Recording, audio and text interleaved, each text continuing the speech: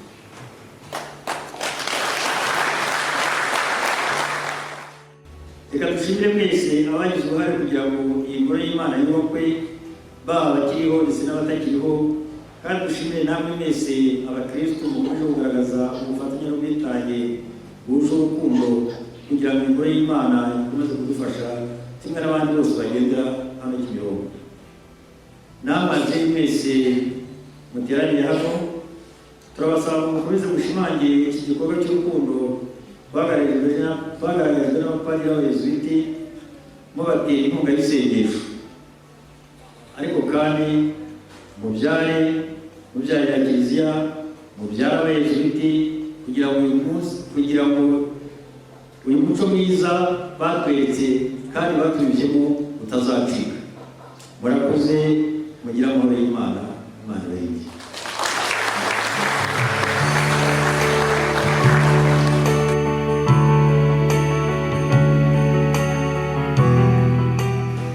ubutumwa bwa nyuma ni uko twakora umusoro.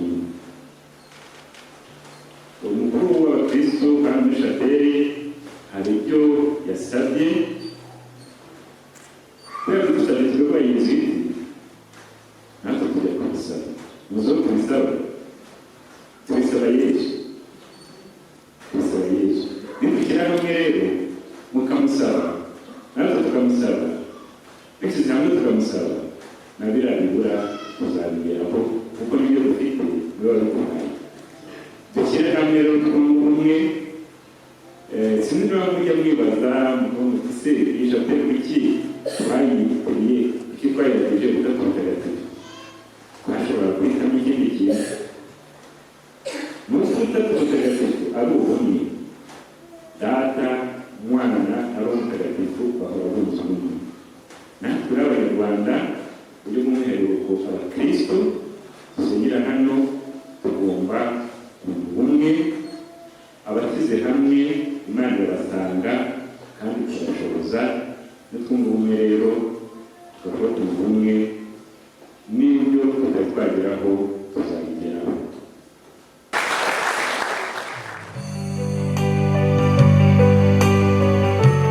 Ushobora byose nabamugisha Imana Data na Mwana na Roho Mutagatifu. Umujyanama ya Kristo.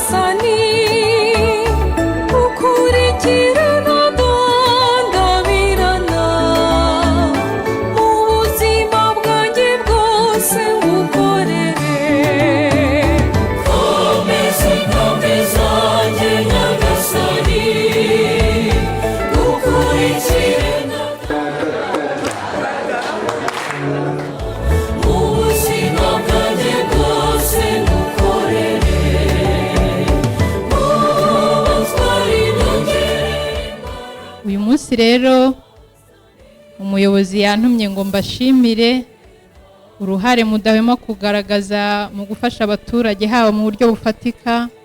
Abanyeshuri mwishyurira amashuri turabimenya, abakene mufasha mu mibereho isanzwe turabimenya, ndetse muri bya byiciro bitandukanye bibagana hano natwe turabimenya.